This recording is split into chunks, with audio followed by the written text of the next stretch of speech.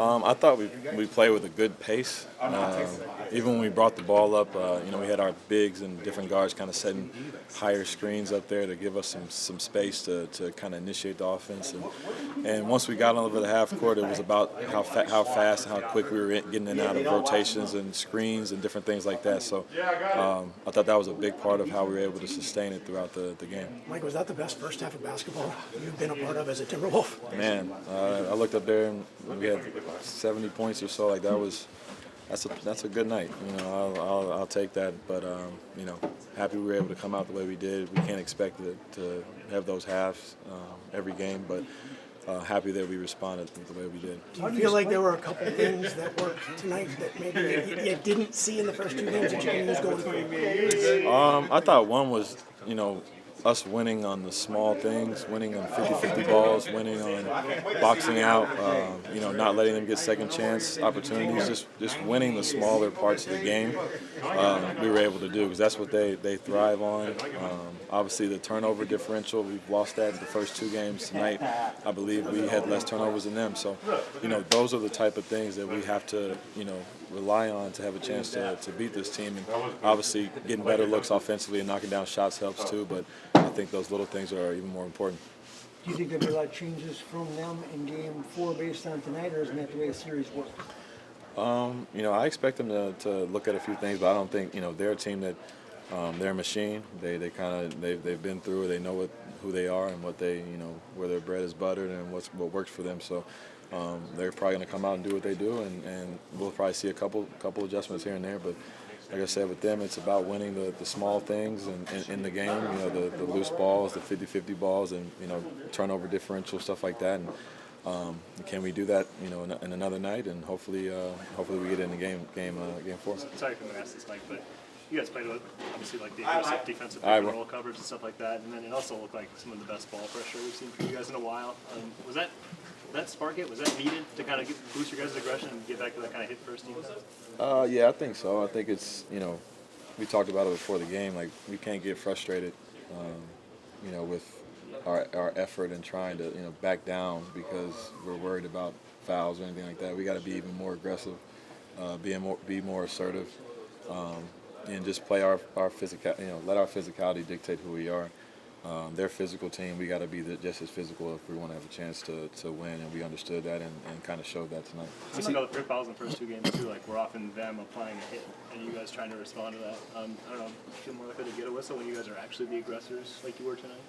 Yeah, I mean, it's a lot of what they do.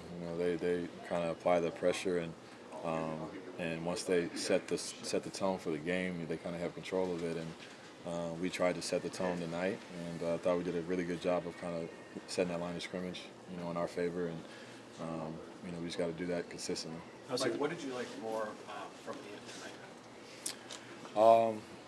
Specifically, I just liked his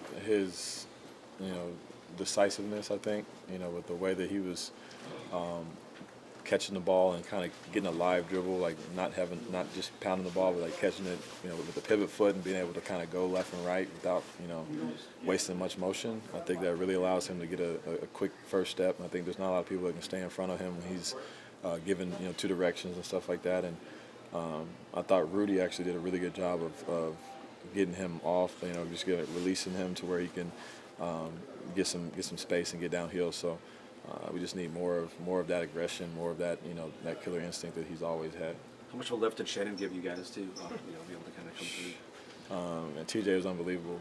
Talked to him yesterday. I told him before I left, I said, man, you better be ready to play because I know you're playing. I haven't even talked to Coach. I just know that he was, that's one weapon we have that can come in and spark us, and just his physicality. He's not afraid of anything. One of our better defenders, one of our more talented young guys, and he showed it tonight. Mike, is there anything just psychologically in this of the series when you can put it on them this way and after 2 games of not kind of reaching this level? Honestly, it just shows us more than anything that what we're capable of doing, and so now we've set a standard for ourselves. Like, why aren't we playing this type of effort every night? So if we don't do it the next game, that's on us. It has nothing to do with them. Like, when good things happen to Rudy, does he really improve his play? It seems like, if he gets involved in a play or makes something good happen, it sort of steamrolls into a much better game for him? Yeah, I think so. I think he's just like any player. You know, you get a shot to fall early, or you get a touch early, an easy one. It kind of translates to other parts of your game. I think it translates to his defensive intensity, his rebounding, his ability to catch and make plays on the offensive end. I think he just feels more involved, and we got to make more of a conscious effort to find him on situations where he can be himself. Mike, when your best player dominates a quarter like Ant did, does that free everybody else up? Does that add confidence to everybody else? Like not just offensively, but the way he was playing around really in all aspects. It just sends a message to us all. It makes the game a lot easier when you have a guy like Ant that can go get a bucket, but then do it consecutively, and not just offensively. He was in passing lanes. He was getting steals and easy transition opportunities. He's one of the better two-way players in our league, and he has to be that, for us on a nightly basis, and it just makes us that much more dynamic and comfortable, when he's playing that way. Sometimes he shows that defensive aspect, and not always. Like, what kind of lift does it give you guys when he is that two-way player? It's like it's one of those, like I said earlier, it's like, why don't we do this all the time kind of thing. We would love that.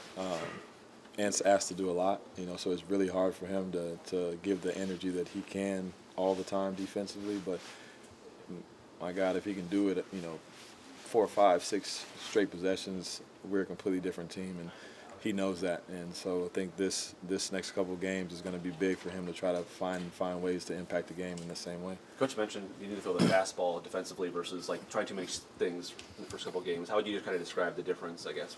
Is this man pressure? Like, what was what does the fastball mean, I guess, playing defensively for you guys? Defensively? Yeah. For us playing defense? Yeah, he's mentioned that you guys try to do too many different kind of things defensively. I got now you, you just got want you, to got use kind of quote unquote throw the fastball. Throw it straight down the middle. I get it. No, I think what he means is we put in 2 different zones like right before, just trying to find different ways to guard them, and we haven't played those zones before technically all year. So it was brand new to us, and so guys are kind of slow on rotations. We're trying to do it right, but we're more of a man-to-man team and physical team. So it's kind of backing up a little bit and just do what we do better, be more locked in defensively on our man-to-man coverages, and then throw in that zone, here and there. Mike, you've talked a little bit before about how a lot's expected of Amp. Like when they're trying to take the paint away as much as they are in this series. You have a guy like Terrence who's able to come in and put so much pressure on the rim. What does that do for you guys and just to be able to balance that out and have an additional guy that can go at the paint a little bit more? It relieves a lot of pressure off of us. TJ and Ant, they play one-on-one all the time. They're very similar, body types, archetypes, and just play downhill. And when Ant can go out and you can get a guy like that come in and apply the same amount of pressure. He's a one-man fast break. He gets in the paint.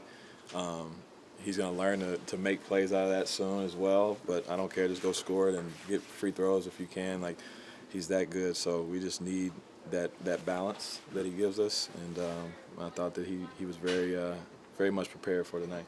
You talked about changing zones and everything else. Is that like an element of overthinking?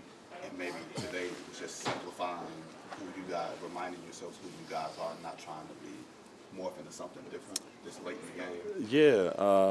Yeah, I think so. I think it's interesting because we watched the whole series, obviously, with Denver and OKC, and we were trying to find ways to guard them how Denver's guarding them. But, we're not the same team as Denver, so, like, sometimes that's not just apples to apples in a sense. So what works for us is us playing hard, man-to-man defense, being in gaps, being in passing lanes, and being physical. So tonight it worked in our favor, and we got to continue to get better at some of the adjustments they're going to do. But tonight I was happy with the way that we just kind of reset, hit the reset button and locked in on our way of playing.